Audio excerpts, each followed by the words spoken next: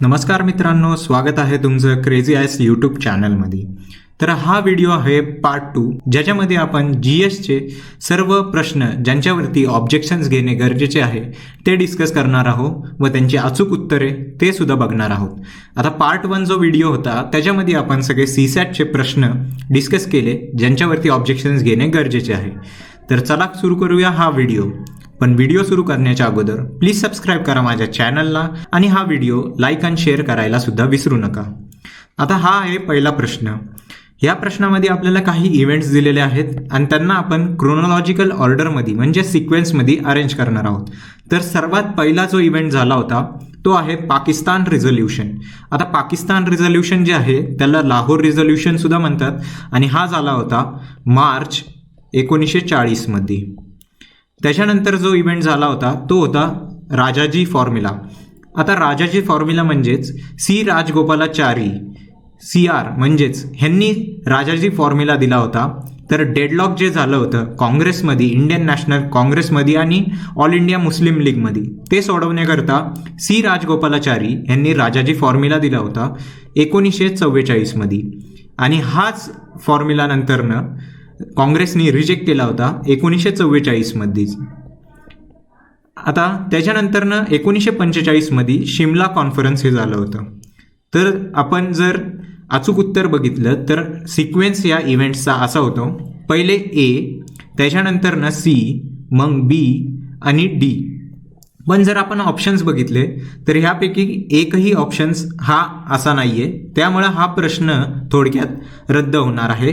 आणि MPSCने दिलेले उत्तर बघितले तर ते आहे 2, पण हे चुकीचे उत्तर आहे. बरोबर उत्तर आहे ACBD. आता दुसरा जो प्रश्न आहे त्याच्यामध्ये आपल्याला स्कीम दिलेली आहे प्रधानमंत्री उज्ज्वला योजना. तर ही LPG गॅस कनेक्शनशी रिलेटेड स्कीम आहे आणि त्याचे आपल्या ऑब्जेक्टिव्ह विचारलेले आहेत. तर आता ह्या प्रश्नामध्ये MPSCचे उत्तर 3 आहे, म्हणजेच ऑब्जेक्टिव्ह फक्त A ओनली आहे. तर चला बघूया की हे बरोबर आहे की नाही. आता जर इथं आपण बघितले तर ही आहे मिनिस्ट्री ऑफ पेट्रोलियमची जी साईट आहे त्याच्यावरती एक PDF आहे आणि त्या PDF मध्ये ऑब्जेक्टिव्ह ऑफ दिस स्कीम म्हणजेच ही प्रधानमंत्री उज्ज्वला योजनाचे जे ऑब्जेक्टिव्ह आहे त्याच्यामध्ये काय दिलेले आहे की जे आपण फॉसिल फ्युल्स आणि कन्व्हेन्शनल फ्युल्स वापरतो त्याच्यामुळे हेल्थवरती म्हणजेच रुरल वुमन आणि चिल्ड्रन ह्यांच्या हेल्थवरती काही इम्पॅक्ट पडतात नेगेटिव्ह. आपण परत जाऊया प्रश्नाकडे. तर आपण प्रश्न जर बघितला परत तर ह्याच्यामध्ये हे जे A आहे ते बरोबर आहे, इम्प्रूव्ड हेल्थ ऑफ वुमन आणि चिल्ड्रन. आता दुसरं आहे वुमन एम्पॉवरमेंट. परत जाऊया आपण सोर्सकडे. आता इथे तुम्ही बघू शकता हे एक wire.com इंडियन wire.com ही वेबसाईट आहे आणि त्याच्यावरती आपण जर बघितलं ऑब्जेक्टिव्ह काय आहेत प्रधानमंत्री उज्ज्वला योजनाचे, तर ह्याच्यामध्ये तुम्ही सेकंड पॉईंट बघू शकता to bring empowerment of woman. हा पण एक ऑब्जेक्टिव्ह आहे ह्या स्कीमचा. त्याच्यामुळे जर आपण बघितले परत तर इथे B ऑप्शन सुद्धा बरोबर आहे. आणि जर C ऑप्शन जर बघितलं हा खूप डाऊटफुल आहे, कारण की आपण जर इनडायरेक्टली बघितलं तर ॲडिशनल एम्प्लॉयमेंट जनरेशनचं ह्याच्याशी काही लिंक नाही आहे. LPG गॅस कनेक्शन्स किंवा प्रधानमंत्री जी उज्ज्वला योजना आहे त्याच्यामध्ये असा डायरेक्ट संदर्भ काही नाही आहे ॲडिशनल एम्प्लॉयमेंट जनरेशनशी. त्याच्यामुळे जर आपण बरोबर उत्तर बघितलं तर ते 1 होईल. आता हा खूप डाऊटफुल प्रश्न आहे, कारण की ह्याचे हा जो 3 जो ऑप्शन आहे तो बरोबर सुद्धा असू शकतो किंवा इनडायरेक्टली जर बघायचं झालं तर एम्प्लॉयमेंट जनरेट सुद्धा होतात. पण जर बेसिकली आपण स्कीमचे ऑब्जेक्टिव्ह बघितले तर त्याच्यामध्ये आपल्याला दिसून येते की फक्त हे 2च ऑब्जेक्टिव्ह मेन्शन आहेत आणि ह्याचा डायरेक्ट असा काही संदर्भ नाही आहे. त्याच्यामुळे आपलं बरोबर उत्तर हे 1 राहील आणि आयोगाने दिलेले उत्तर हे 3 होते, जे चुकीचे आहे. आता पुढचा जो प्रश्न आहे त्याच्यामध्ये आपल्याला काही स्टेटमेंट्स दिलेले आहेत आणि ते करेक्ट आहेत की इनकरेक्ट आहेत ते बघायचे. तर पहिलं स्टेटमेंट आहे की planning commission of India was replaced by NITI Aayog in जानेवारी 2015. तर हे बरोबर स्टेटमेंट आहे.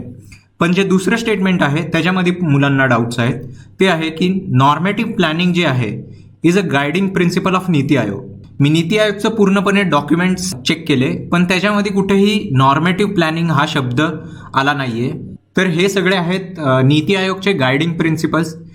आता ही PDF मी नीती आयोगच्या वेबसाईटवरूनच डाउनलोड केलेली आहे. आता ह्याच्यामध्ये जर तुम्ही बघितलं तर तुम्हाला इथे कुठेही नॉर्मेटिव्ह प्लॅनिंग हा शब्द तुम्हाला दिसणार नाही. त्याच्यामुळे जर आपण बघितलं, परत प्रश्नाकडे जाऊया आपण. आता जर प्रश्न बघितला तर त्याच्यामुळं ए ओनली हे करेक्ट उत्तर बनते, पण MPSCने हे जे उत्तर both A and B are correct असे दिलेले आहे. आता पुढचा जो प्रश्न आहे तो आहे इंटरनॅशनल सोलार अलायन्सशी रिलेटेड. ह्याच्यामध्ये आपल्याला 4 स्टेटमेंट्स दिलेले आहेत आणि त्याच्यापैकी इनकरेक्ट स्टेटमेंट हे ओळखायचे आहे. आता पहिले स्टेटमेंट जर बघितले तर पहिल्या स्टेटमेंटचे असे म्हणणे आहे की या इंटरनॅशनल सोलार अलायन्समध्ये 121 मेंबर्स आहेत. पण जर आपण इंटरनॅशनल सोलार अलायन्सची जर वेबसाईटवर गेलो आणि बघितलं तर आपल्याला कळून येते की या इंटरनॅशनल सोलार अलायन्समध्ये फक्त 75 कंट्रीज आहेत. आत्तापर्यंत फक्त 75 कंट्रीज ॲड झालेले आहेत. त्याच्यामुळं आपण प्रश्नाकडे जाऊया परत. त्याच्यामुळं हे जे फर्स्ट स्टेटमेंट आहे ते चुकीचे आहे. त्याच्यानंतर सेकंड स्टेटमेंट जे आहे की ह्या मेंबर कंट्रीज ज्या आहेत त्या फुल्ली किंवा पार्शली लाय करतात between Tropic of Cancer and equator ह्या शब्दाचा उल्लेख आला आहे. खरं तर इथे ट्रॉपिक ऑफ कॅन्सर आणि ट्रॉपिक ऑफ कॅप्रिकॉन असायला पाहिजे. ट्रॉपिक ऑफ कॅप्रिकॉन असायला पाहिजे. त्यामुळे हे स्टेटमेंट सुद्धा इनकरेक्ट आहे. त्याच्यानंतरनं जर तिसरे आणि चौथे स्टेटमेंट बघितले तर आपल्याला हे त्यांच्या ऑफिशियल वेबसाईटवर दिसून येते. आता ही ऑफिशियल वेबसाईटवर तुम्ही बघू शकता की International Solar Alliance announced by Narendra Modi prime minister of India आणि François Hollande president of France आणि ऑन 30 नोव्हेंबर 2015. आता परत प्रश्नाकडे जाऊया आपण. तर त्यामुळे आपलं जे थर्ड आणि फोर्थ स्टेटमेंट आहे ते बरोबर आहे, पण इथे 2 इनकरेक्ट स्टेटमेंट असल्यामुळे हा प्रश्न रद्द व्हायला पाहिजे. खरं तर MPSCने हे जे उत्तर दिले आहे ते 2 आहे, पण MPSCने हे दखल घ्यायला पाहिजे की ह्या इंटरनॅशनल सोलार अलायन्समध्ये आत्ता सध्या 75 कंट्रीज आहेत आणि त्यांनी स्टेटमेंटमध्ये 121 दिले होते. आता पुढचा जो प्रश्न आहे तो आहे साहित्य अकॅडमी अवॉर्डशी रिलेटेड. हा प्रश्न सुद्धा मुलांना डाऊट आहे की ह्याचे सुद्धा उत्तर MPSCने चुकीचे दिले आहे, पण लकीली MPSCने हे जे उत्तर बरोबर दिलेले आहे. तर आपण एक एक करून स्टेटमेंट बघूया. ह्या प्रश्नामध्ये आपल्याला इनकरेक्ट स्टेटमेंट हे ओळखायचे आहे. पहिलं स्टेटमेंट असे आहे की साहित्य अकॅडमी अवॉर्ड्स हे 23 लँग्वेजेसमध्ये दिले गेले होते 2019 मध्ये. तर आपण PIBच्या सोर्सवरती जाऊन बघूया. आता ही PIBची न्यूज आहे ज्याच्यामध्ये तुम्ही बघू शकता की साहित्य अकॅडमी अवॉर्ड्स जे आहेत ते 23 लँग्वेजेसमध्ये दिले होते टुडे, म्हणजेच त्या दिवशी. त्याच्यामुळे परत प्रश्नाकडे जाऊया. त्याच्यामुळे जे आपले फर्स्ट स्टेटमेंट आहे ते बरोबर आहे. त्याच्यानंतर सेकंड स्टेटमेंट जर बघितले की हे अवॉर्ड्स फक्त बायोग्राफीमध्ये दिले जातात, ऑटोबायोग्राफीमध्ये हे दिले जात नाही. तर हे स्टेटमेंट सुद्धा आपल्याला PIBच्या सोर्सवरतीच कन्फर्म भेटेल. आता इथे तुम्ही बघू शकता की हे जे अवॉर्ड्स आहेत ते दिले गेले होते एसेज, नॉन फिक्शन आणि ऑटोबायोग्राफी इन बायोग्राफी, म्हणजेच ऑटोबायोग्राफी सुद्धा ह्याच्यामध्ये इन्क्लुडेड आहे. त्यामुळे आपलं जे सेकंड स्टेटमेंट आहे ते चुकीचे आहे. थर्ड स्टेटमेंट जर आपण बघितले तर थर्ड आणि फोर्थ ह्याच्यामध्ये सांगितले आहे की मराठी रायटर अनुराधा पाटील ह्यांना शॉर्ट स्टोरीजसाठी 2019 मध्ये अवॉर्ड भेटला होता. तर शशी थरूर ह्यांचे जे इंग्लिश पुस्तक आहे 2019 मध्ये त्याच्यासाठी त्यांना अवॉर्ड भेटला होता. हे सुद्धा आपल्याला PIBवरच कन्फर्म करून भेटेल. आता इथे तुम्ही बघू शकता की पोएट्रीसाठी अनुराधा पाटील मराठीमध्ये ह्यांना अवॉर्ड भेटलेला होता, ना की शॉर्ट स्टोरी. आणि शशी थरूर ह्यांना इंग्लिशमध्ये ह्याच्यासाठी अवॉर्ड दिला होता, इंग्लिश पुस्तकासाठी अवॉर्ड भेटला होता. त्यामुळे आपले जे थर्ड स्टेटमेंट आहे ते सुद्धा चुकीचे आहे आणि फोर्थ स्टेटमेंट हे बरोबर आहे. आणि आपल्याला प्रश्नामध्ये इनकरेक्ट स्टेटमेंट्स विचारलेले आहेत, त्यामुळे आन्सर 3 हे बरोबर उत्तर आहे.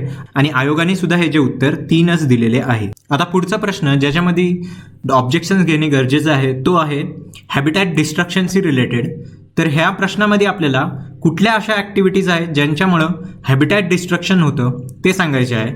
तर ह्याच्यामध्ये डिफॉरेस्टेशन, रिक्लेमेशन ऑफ मार्श आणि change of land use pattern या तिघांमुळेही हॅबिटॅट डिस्ट्रक्शन होतो. तर चौथं जे आहे त्याच्यामध्ये मुलांना डाऊट आहे की सबसिस्टंट फार्मिंगनी हॅबिटॅट डिस्ट्रक्शन होते की नाही.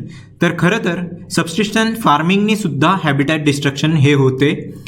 तर आपण सोर्स बघूया. जर आपण बघितलं NCERT क्लास 8 चॅप्टर 4 ॲग्रिकल्चर ह्याच्यामध्ये टाईप्स ऑफ फार्मिंगमध्ये जर बघितले खाली तर सबसिस्टन्स फार्मिंगचे 2 प्रकार आहेत, इंटेन्सिव्ह सबसिस्टन्स आणि प्रिमिटिव्ह सबसिस्टन्स फार्मिंग. आता ह्याच्यामध्ये प्रिमिटिव्ह सबसिस्टन्स फार्मिंगमध्ये बघूया.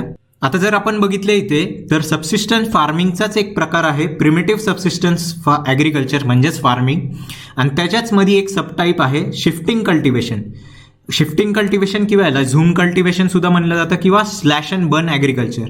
तर ह्याच्यामध्ये नोमॅडिक हर्डर्स हे पॅच ऑफ लँड जर असेल त्याच्यावरती सगळे काही ट्रीज वगैरे असतात ते सगळे पूर्णपणे क्लिअर करतात. आता अर्थातच ट्रीज क्लिअर करतात त्यामुळे हॅबिटॅट डिस्ट्रक्शन हे होणारच. त्यामुळे आपण परत प्रश्नाकडे जाऊया. त्यामुळे हे जे 4ही स्टेटमेंट आहेत किंवा ॲक्टिव्हिटीज आहेत त्यांच्यामुळे हॅबिटॅट डिस्ट्रक्शन हे होते, आणि 4 म्हणजेच ऑल ऑफ द अबाव हे बरोबर उत्तर आहे. आणि MPSCने हे जे उत्तर 2 दिलेले आहे म्हणजेच A, B आणि C. हा आहे पुढचा प्रश्न. ह्याच्यामध्ये सुद्धा मुलांना डाऊट आहे की या प्रश्नामध्ये आपल्याला करेक्ट स्टेटमेंट ओळखायचे आहे.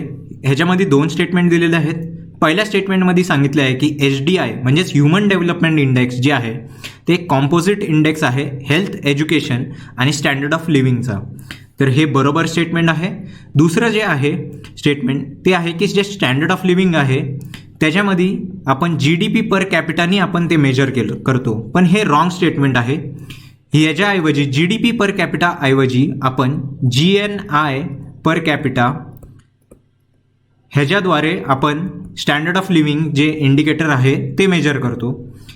आता आपण सोर्सकडे जाऊया.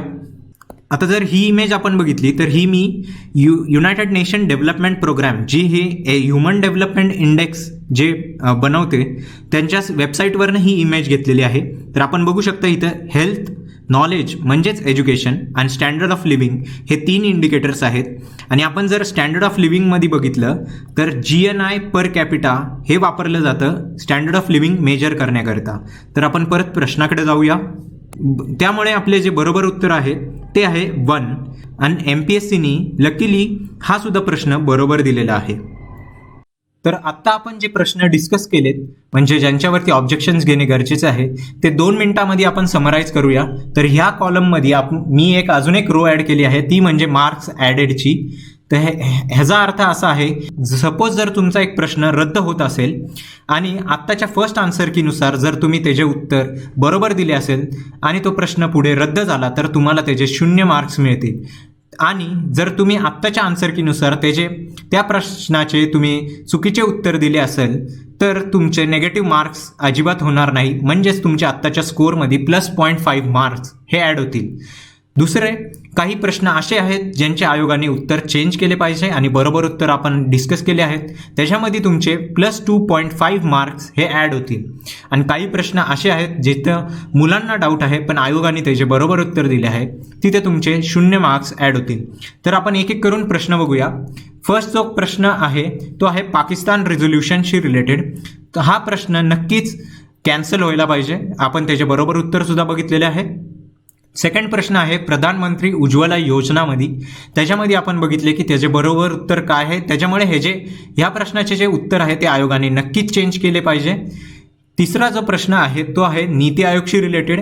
आपण सगळीकडे बघितले नॉर्मेटिव्ह प्लॅनिंगचा कुठेही उल्लेख नाही, त्यामुळे हा प्रश्न सुद्धा जे उत्तर जे आहे ते आयोगाने चेंज केले पाहिजे. त्याच्यानंतर इंटरनॅशनल सोलर अलायन्स हा प्रश्न आपण बघितला, त्याच्यामध्ये 2 इनकरेक्ट स्टेटमेंट होते, त्यामुळे हा प्रश्नसुद्धा रद्द व्हायला पाहिजे. 5वा जो प्रश्न आहे तो आहे साहित्य अकॅडमीशी रिलेटेड. हा प्रश्न आयोगाने बरोबर सेट केलेला आहे आणि ह्याचे सुद्धा आयोगाने बरोबर उत्तर दिले आहे, त्याच्यामुळे हा अनचेंज राहील. 6 जो प्रश्न आहे तो आहे हॅबिटॅट डिस्ट्रक्शनशी रिलेटेड.